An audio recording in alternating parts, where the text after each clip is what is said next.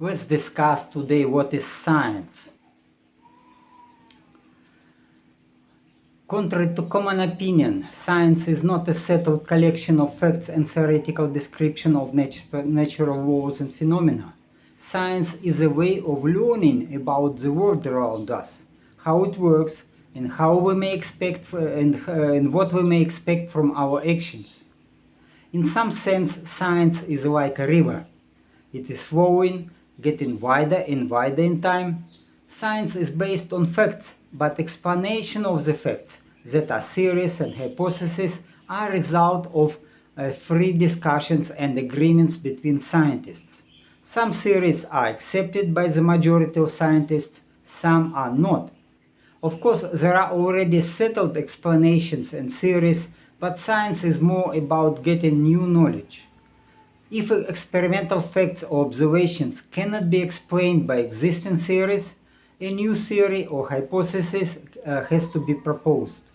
And the new theory or hypothesis has to be based on facts with predictive power. What means predictive power? The power of predicting means that before experiments are done, the theory must predict results of the test. But of course, you have to mind that as any kind of human activity, science can be corrupted. So we can consider three areas, three branches of science. It is applied science, social science, and natural science. I was working in natural science and physics mostly. So let's talk about natural science. It is the most interesting part of the sciences to my knowledge. And it has also branches.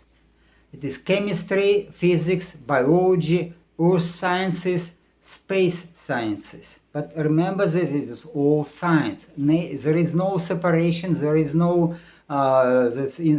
nature is united. It includes everything. My PhD thesis 39 years ago was in part dedicated to applied science, but also I presented an experimental proof of a new theory that gave an explanation to well-known phenomenon.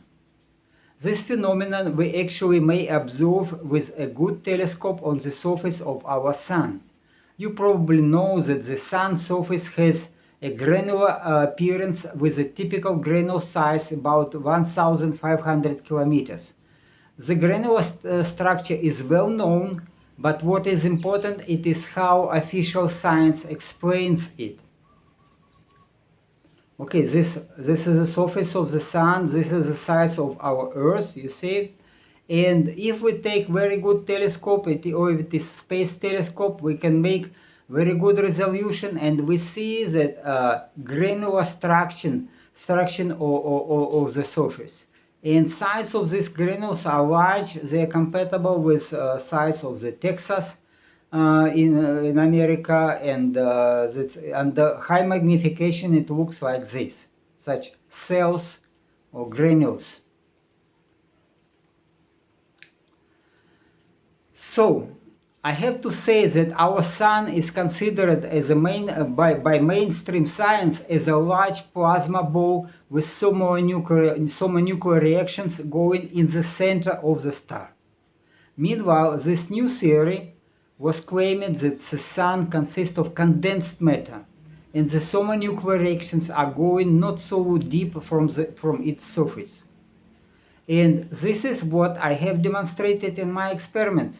Not with thermonuclear reactions, of course, but with a model object. That is, I have demonstrated that the granular structure may appear on surfaces of liquids and solids, with heatings below at conditions of intense evaporation to vacuum. So, according to this theory, the Sun is not a ball of gas, but like a drop of hot liquid. Value of this explanation and this theory is huge. If we are going to build a thermonuclear reactor and use a limitless source of power. Was this theory accepted? Not till now, not. International communities are wasting billions of American dollars to build a thermonuclear reactor with hot plasma inside, because they believe sun is a ball of plasma. And of course, without any success for almost 80 years. You probably, so it is again that we don't know about how our sun works. We cannot build the thermonuclear reactions. We cannot get access to this unlimited source of power. Also, what else I would tell you? So you probably know about so-called cold fusion.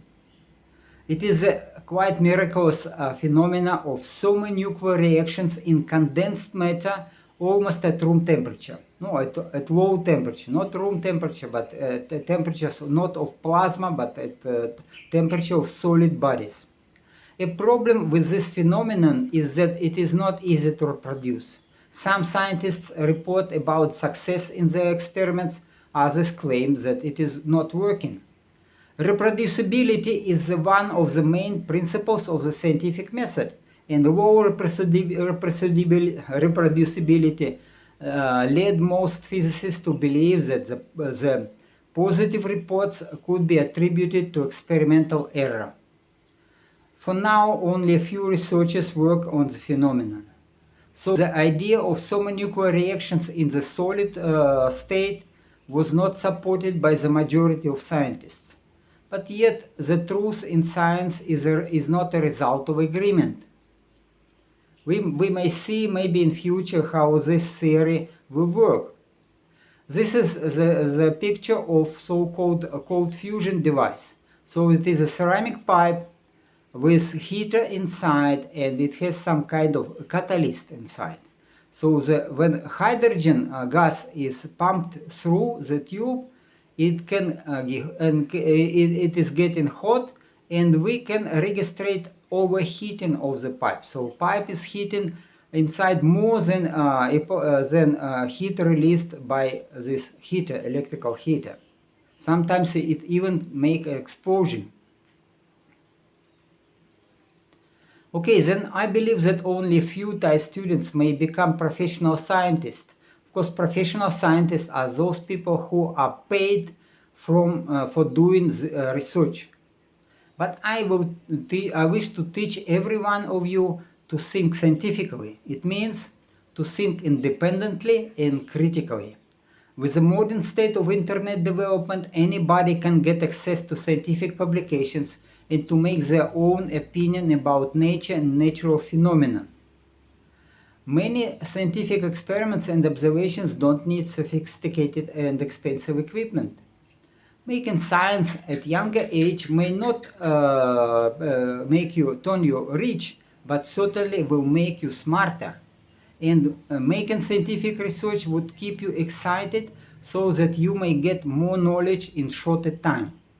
And please mind that we are coming to very special times when creative jobs will be better appreciated and better paid, while some jobs may disappear. For example, I expect that there will be fewer jobs in education, as one good professor with help of computers may supervise hundreds of students, while students will learn subjects with access to internet. It is incredibly how times are changed. I used to go to some libraries and spend days and days in libraries reading scientific journals. Now I can stay at home, and with internet I can get to access to any publications, to almost all knowledge what we have in scientific journals, almost all.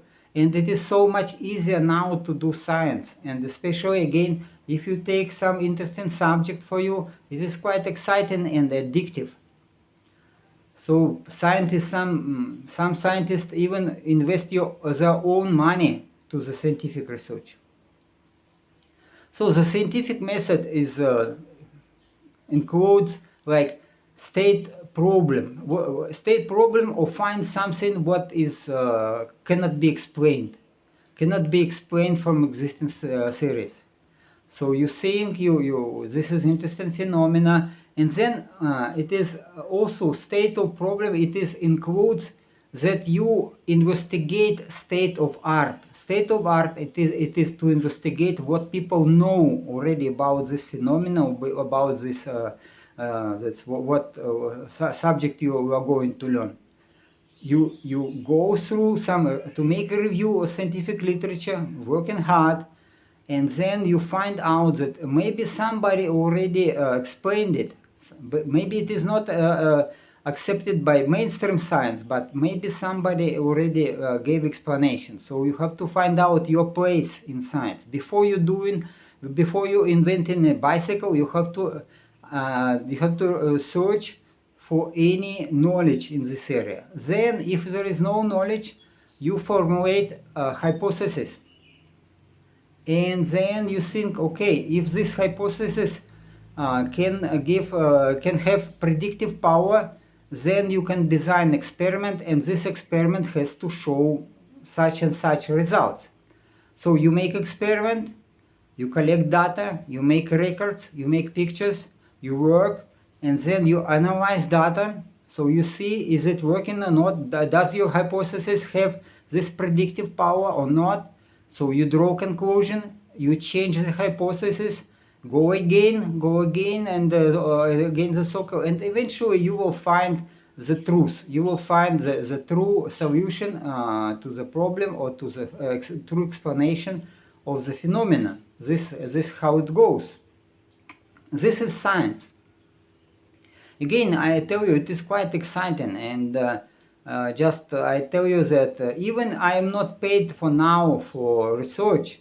I continue it because again I am a crazy scientist, but I just take such research which is not very costly, but of high importance for myself. For example, I do research in rejuvenation and lifespan extension. So I want to live not 100 years, I want to live several hundred years, and I try to understand, can I do so? Can I extend my lifespan to almost indefinitely? And it seems so. I have such explanation, such theories that yes, I do. I can, and I do these experiments, and I see the results. It makes me very optimistic. But of course, it is not yet paid by mainstream science, and I don't know will it be paid or not. But I get my benefits. I get my better health and better endurance and everything. So life is good, and also excitement. If you get a solution, it is again, science is good that it gives you excitement, and it gives you purpose of the life. This is why it is so important, why it is a good way to live, good way to do something. Okay, so let's discuss the material of the lesson, that you will understand better what is science and what branches of natural science do you know. So there was, we have to return to this slide. Yes, just this, and we have these branches: chemistry, physics, biology, earth sciences, and space sciences. Okay, this is the branches of natural science. But again, remember that nature is united. Nature does not have this separation. Okay, then what area of science are you personally interested in? What looks exciting for you? Maybe work in computer science, maybe work in psychology, maybe work in business, because business can be considered as science too, but it is quite not so easy to make experiments in business. Okay, but what are the main principles of a scientific method? This is a slide I was talking about just now. It is, again, you have to remember that before you state a problem, you have to learn the state of art, so what other people made till now, what is the understanding, what is the mainstream position, what is the position, and what is explanation of by other people. So it is big work. Before you formulate your hypothesis and give explanation to some new phenomena, then you have to do this scientific research of literature review. Okay. So, is mainstream science always true? Because, as I said, mainstream science, it is what most of the scientists have agreement. So they agree that it is true. Is it always true? I'll tell you not, because 200-300 years ago, people, all understanding of science, all the effects of the science were different.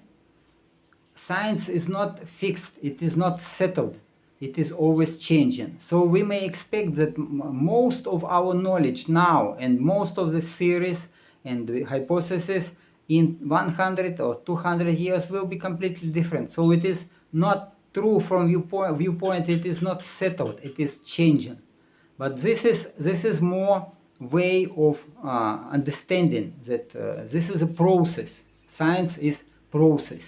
You should not think that science is settled. If somebody, one person claims that he presents science, it is not. Science is not presented by anybody. Science is the process. Many people involved in it, and the majority of scientists may claim one something, and one person will claim another, and he will be right, and the majority will be wrong. It is quite common situation. What is pseudoscience?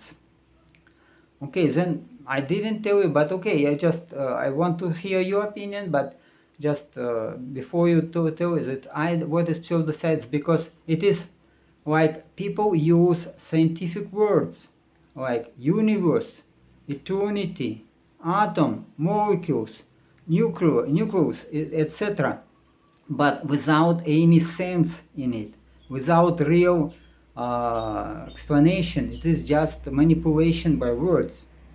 This is a pseudoscience. It is manipulation of people who are not experienced in science. This is a pseudoscience. Okay, then if you do research in science, what steps are important to go through? I was explaining it here in the scientific method, but again, state the problem, make review of literature, formulate your hypothesis, design experiment, collect data, make records. It is very, very important. Make records, make pictures, make drawings, then record all data, and then when you have enough data, analyze them and then draw conclusions. This is how science works. It goes in steps. Again, maybe you will be not a professional scientist, but nevertheless you can do science. Okay, that's all for this short lesson. I just want to tell you that science is exciting area. It is worthwhile to go in, and it is again make you excited, make you addicted to such activity, and it is also very much satisfying because it gives you some purpose to live. And especially when you have a purpose to live, if you enjoy life, then it is like myself, what I'm doing now. I wish to live longer because it is fantastic. It is so exciting. So I wish to continue. I wish to go through and to live longer. This is what I'm doing now. I'm trying to extend my life, my activity, productive life in science. This is what I do. This is science too. Okay, that's all. Thank you for your time. Have a good time. Have a good day.